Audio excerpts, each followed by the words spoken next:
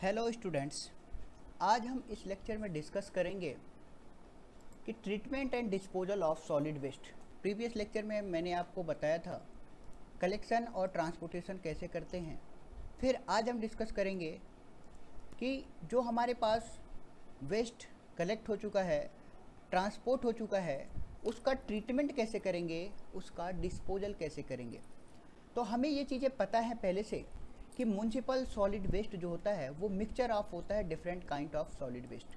जैसे आप जो हमारे घरों से जो जनरेट होने वाला कूड़ा कचरा है वो अनेकों प्रकार से होता है, और हमारे घर के साथ साथ हमारे जो किसी सिटी में अनेकों घर हैं, तो हर घर में अलग अलग टाइप के कचरे जनरेट होंगे, सॉलिड वेस्ट जनरेट होंगे। कुछ उसमें बायोडिग्रेडेबल होंगे, कुछ हमारे पास नॉन बायोडिग्रेडेबल होंगे, कुछ हमारे पास उसमें ऑर्गेनिक भी होंगे, कुछ सॉलिड वेस्ट हमारे पास नॉन ऑर्गेनिक होंगे, मतलब इनऑर्गेनिक होंगे, उसमें ऑर्गेनिक मैटर नहीं होगा। तो ये सारे जो चीज़ें हैं वो क्या है, मिक्सचर हैं। इन सब के अलावा जो उसके कॉम्पोजिशन होते हैं वो भी अलग अलग होते हैं। लाइक उनकी फिजिकल कॉम्पोजिशन अलग हो सकता है, उनके केमिकल कॉम्पोजिशन अलग होते हैं, और उनके बायोलॉजिकल कॉम्पोजिशन अलग अलग होते हैं। तो अगर हम उन सारे वेस्ट को एक ही मेथड से अडॉप्ट करें तो हो सकता है कि कुछ कंपोजिशन कुछ के चलते, उनके कंपोजिशन के चलते कुछ हमारे पास डिस्पोज हों, कुछ ना हो। तो इसलिए किस मेथड के, किस टाइप के वेस्ट के लिए कौन सा मेथड सूटेबल है, यही चीज़ें हम आज आपको इस लेक्चर में समझाएंगे। तो इसके लिए हमारे पास एक सिंगल टेक्निक काफ़ी सफिशिएंट नहीं थी, क्योंकि इनमें भी वेरिएशन देखने को मिल रहा था। अलग अलग टाइप के वेस्ट हमें देखने को मिल रहे थे। जब अलग अलग टाइप के वेस्ट देखने को मिल रहे थे तो अलग अलग डिस्पोजल की टेक्निक्स भी बनानी पड़ेंगी। तो disposal of waste is to be technically consider depending upon the type of waste. किस टाइप का वेस्ट है, क्या उसकी क्वांटिटी है, क्या उसका सोर्स है, और किस स्केल पे ऑपरेशन हमें करना है, ये सारी चीज़ों पे डिपेंड करता है कि हम कौन सा डिस्पोजल मेथड एडॉप्ट करेंगे। तो कुछ कॉमनली जो आजकल यूज होते हैं उनमें से कुछ कॉमनली मेथड मैं यहाँ आपको स्क्रीन पे शो कर रहा हूँ, जो आपको दिख रहा है। फर्स्ट मेथड है ओपन डंपिंग का, सेकेंड मेथड है लैंड फिलिंग का, तीसरा है सैनिटरी लैंड फिलिंग का, फोर्थ है कंपोस्टिंग, एंड फिफ्थ है इंसिनरेशन। ये टोटल हमारे पास 5 मेथड हैं जो आपको स्क्रीन पे शो हो रहे हैं। अब इन पांचों को एक एक करके हम डिटेल में डिस्कस करेंगे कि ये कैसे कैसे क्या क्या चीज़ें होती हैं। तो सबसे फर्स्ट की हम बात करें तो फर्स्ट हमारे पास आता है ओपन डंपिंग। जो फर्स्ट हमारे पास है उस टर्म्स को बोलते हैं ओपन डंपिंग। अब इस ओपन डंपिंग को मैं आपको शो कर रहा हूँ। It is not okay, okay it is not working, ठीक है। तो अब ओपन डंपिंग को मुझे यहीं बताना पड़ेगा। चलिए, तो सबसे पहले हम बात करते हैं कि ओपन डंपिंग होता क्या है। तो ओपन डंपिंग में हमें क्या करना होता है, ध्यान से सुनिए। It is referring the uncovered area. Open dumping, आप खुले में ले जाके क्या कर रहे हो, उस वेस्ट को फेंक दे रहे हो। जैसे एग्जाम्पल के तौर पे आपके पास कोई कूड़ा कचरा है, उस कूड़े कचरे को उठाए और ले जाके कहीं पे खाली ज़मीन मिली, वहाँ पे वो कूड़ा कचरा आपने क्या किया, फेंक दिया, तो वो कहलाएगा ओपन डंपिंग। अब आपने इस चीज़ को अनकवर्ड है, अनकवर्ड एरिया में है, खुले में है, आपने वहाँ पे कूड़ा कचरा फेंक दिया, तो they are use to the solid waste for the all kinds. और उसमें जो होगा अनेकों हर प्रकार के कचरे को आप वहीं पे फेंक दो। The waste is untreated and uncovered. जो वेस्ट होता है वो अनट्रीटेड होता है, अनकवर्ड है, और सेग्रीगेट भी नहीं है। नॉट सेग्रीगेटेड मतलब सेग्रीगेट भी नहीं है, जिसकी वजह से जब वो सड़ेगा, जब वो वेस्ट सड़ेगा तो these side spread the foul smell, जिसकी वजह से वहाँ पे क्या हो जाएगी, फाउल स्मेल जनरेट हो जाएंगी, and become breeding grounds for pets. तो इसके बाद क्या हो जाएंगे, वहाँ पे पेट्स ब्रीडिंग ग्राउंड हो जाएंगे, पेट्स के, फ्लाइज के, और साथ ही साथ आपके पास रोडेंट कीड़े जनरेट हो जाएंगे, कुतरने वाले कीड़े, जैसे चूहा हुआ, तो वो भी वहाँ पे क्या हो जाता है, ऑटोमेटिकली आ जाते हैं उस वेस्ट में। और जिसकी वजह से, जैसे अगर हम फ्लाइज की बात करें तो मक्खियाँ क्या करेंगी, उस वेस्ट से जितने भी टाइप के पॉल्यूशन हो सकते हैं आसपास के घरों में फैला देंगी बीमारियाँ, तो उन बीमारियों का खतरा ज़्यादा हो जाता है। इस सब के अलावा अगर कहीं पे वो लिक्विड सड़ रहा है तो सड़ने के बाद कहीं ना कहीं लिक्विड के फॉर्म में आएगा, और वो लिक्विड के फॉर्म में आएगा तो कहीं ना कहीं क्या होगा, आसपास जो वाटर बॉडीज होंगी वहाँ जाके मिल जाएगा, और आपको अगर बरसात हो रही तो बरसात के पानी के साथ भी वो लिक्विड बहते हुए चला जाएगा। अगर आधी तूफान आए तो कूड़ा कचरा चारों एरिए में फैल जाएगा, तो ये कुछ इसकी प्रॉब्लम्स थी। इन्हीं प्रॉब्लम्स को डील करने के लिए नया मेथड बना, जिसको इस प्रॉब्लम को डील, इसमें क्या करते थे, ऑल काइंड ऑफ वेस्ट का जो नया मेथड है, नए मेथड का नाम है लैंड फिलिंग। लैंड फिलिंग में क्या करते हैं, एक गड्ढा बनाते हैं। ध्यान से सुनिएगा, लैंड फिलिंग, लैंड का मतलब क्या है, ज़मीन। ज़मीन में हम इसको क्या करेंगे, फिल करेंगे। अब इसके लिए मैं आपको एक स्क्रीन शो करने वाला था, लेकिन वो स्क्रीन आपको शो नहीं हो रही है। चलिए ठीक है, अगर आपको स्क्रीन शो नहीं हो रही तो मैं एक बार चेक कर लेता हूँ लैंड फिलिंग का यहीं पे इमेज बन सकता है क्या। सबसे पहला लैंड फिलिंग। लैंड फिलिंग में क्या करते हैं, ध्यान से देखिए। लैंड फिलिंग में हम एक गड्ढा बनाते हैं। क्या किया, एक गड्ढा बनाया, उस गड्ढे में सारे कचरे को भर दिया। उस गड्ढे में क्या किया, सारे कचरे को भर दिया, ऑल टाइप ऑफ वेस्ट को भर दिया और ऊपर से मिट्टी से ढक दिया। अब इसका क्या बेनिफिट होगा कि आंधी आए या तूफान आए या बरसात आए, जिसकी वजह से ये कूड़ा कचरा अब अपने जगह से दूसरे के घरों तक उड़ के नहीं पहुंचेगा या पानी के साथ बह के नहीं पहुंचेगा। तो ये तो फ़ायदा हमारे पास हो गया। दूसरी चीज़, इसमें मक्खियाँ नहीं आएंगी, तो आसपास जो हाइजेनिक कंडीशन थी वो हाइजेनिक कंडीशन मेंटेन रह सकती है। लेकिन इसमें क्या प्रॉब्लम आती है कि जब ये वेस्ट सड़ता है, जब ये वेस्ट सड़ता है तो वो सड़ने के बाद लिक्विड क्या हो जाता है, नीचे जनरेट हो जाता है और वो मिट्टी के रास्ते क्या हो जाता है, पर्कुलेट हो जाता है, रिसते हुए हमारे ग्राउंड वाटर तक चला जाता है। और ये जो सड़ने के बाद जो वहाँ से लिक्विड जनरेट हुआ वो बहुत ही विषैला होता है, बहुत ही जहरीला होता है, जिसको हम टॉक्सिक बोलते हैं। तो टॉक्सिक लिक्विड नीचे से पहुँच के चला जाता है हमारे वाटर टेबल तक।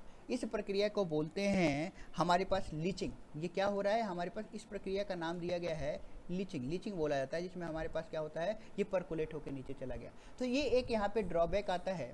अब इससे बचने के लिए तीसरा हमारे पास बना था, वो है sanitary land filling.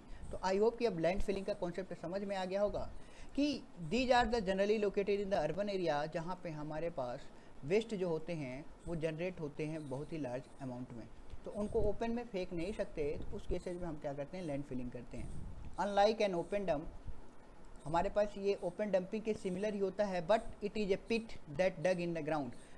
Open dumping के थ्रू होता है कि ऑल टाइप ऑफ वेस्ट एक ही जगह पर फेंक देते हैं, बट यहाँ पे क्या करते हैं, गड्ढा बना के उसको ग्राउंड में डिग करते हैं। अब जिसकी वजह से हमारे पास क्या होगा, जो फ्लाइज होती हैं, मक्खियाँ होते हैं, जो चूहे होते हैं, उनसे बचा जा सकता है। लेकिन इसमें लीचिंग की प्रॉब्लम आ गई, तो उससे बचने के लिए क्या किया गया, सैनिटरी लैंड फिलिंग का यूज़ किया गया। आई होप कि आपको ये टर्म समझ में आ रहा होगा, sanitary land filling. Sanitary land filling क्या है, तो इसमें अगर आप ध्यान दें तो मैंने क्या बताया था, अभी मैंने आपको एक एग्जांपल दिया था, यहाँ पे लीचिंग की प्रॉब्लम आ रही थी, लीचिंग हटा दिया। अब ये लीचिंग कोई प्रॉब्लम आ रही थी, तो इस लीचिंग की प्रॉब्लम को कैसे डील किया जाएगा, इसके लिए देखिए क्या किया जाता है। इसके लिए जो तीसरा है sanitary land filling, red colour मैंने यूज किया। अब हम क्या करते हैं कि कोई ऐसा मटेरियल जहाँ से वाटर पास ना हो पाए, उसको इसकी साइड में क्या कर देते हैं, लगा देते हैं। अगेन इसके बॉटम में हम उस मटेरियल का यूज़ कर लेंगे और अगेन इसके इस साइड में हम यूज़ कर लेंगे। अब इससे क्या होगा कि जो भी आपके पास वाटर जनरेट हुआ था वो बहुत ही ज़्यादा टॉक्सिक तो था, लेकिन अब वो टॉक्सिक होने के बावजूद यहाँ से पर्कुलेट करके नहीं जा पाएगा।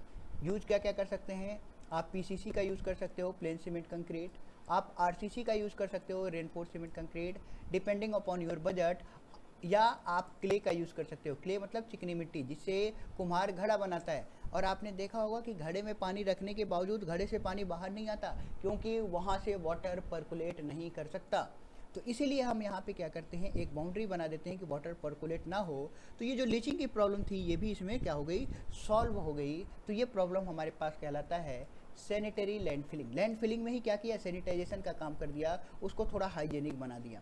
तो सैनिटरी लैंड जो है ये अल्टरनेटिव है लैंड फिलिंग का, जिसमें हम जो प्रॉब्लम आ रही थी लीचिंग का, ये लीचिंग है, LEACHING, लीचिंग की जो प्रॉब्लम थी उसको हम क्या कर लेते हैं, कंट्रोल कर देते हैं, वो हमारे लिए प्रॉब्लम नहीं क्रिएट करती।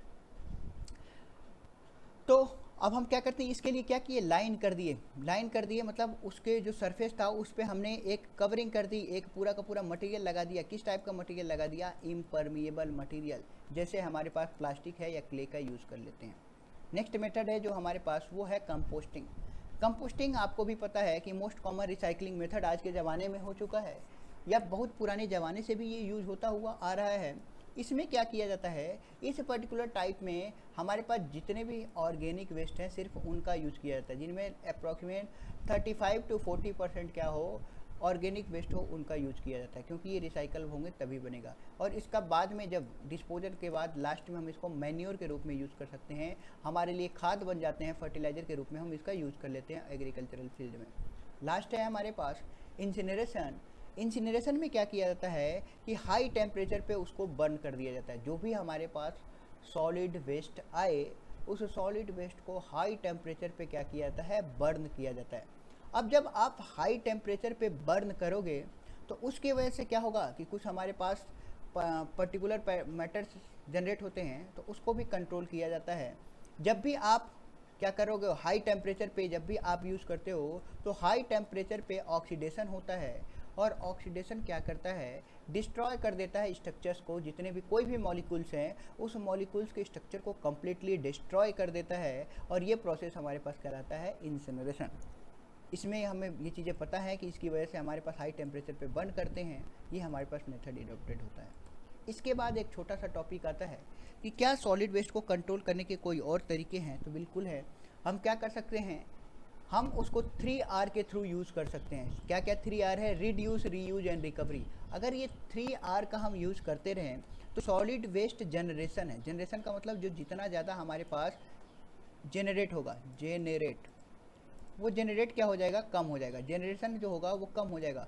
और जब बहुत ही ज़्यादा लार्ज स्केल पे जनरेट नहीं होगा तो उस केसेज में, जब आपके पास लार्ज स्केल पे जनरेट ही नहीं हो रहा है, तो उसको डिस्पोज करना, उसको ट्रांसपोर्ट करना, उसको कंट्रोल करना वो आसान हो जाएगा।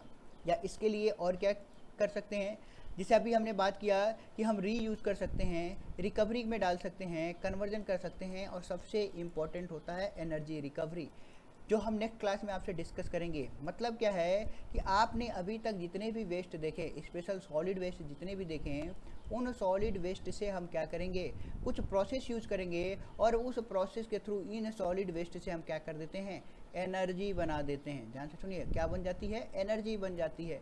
तो सॉलिड वेस्ट कैसे कैसे हम एनर्जी प्रोड्यूस कर सकते हैं, उस एनर्जी के बारे में हम आगे आने वाली क्लास में डिस्कस करेंगे। और अगला टॉपिक हमारे पास यही है कि एनर्जी रिकवरी, कि अभी तक हमने डिस्पोजल की टेक्निक देखी, क्या हम विदाउट डिस्पोजल हम उसको कोई ऐसे मेथड से अडॉप्ट कर सकते हैं क्या कि जिसमें हम उस वेस्ट से एनर्जी बना दें। तो इसके बारे में हम नेक्स्ट लेक्चर में डिस्कस करेंगे। Okay, thank you class. अगर आपको कोई डाउट होगा तो आप कमेंट सेक्शन में पूछ सकते हैं।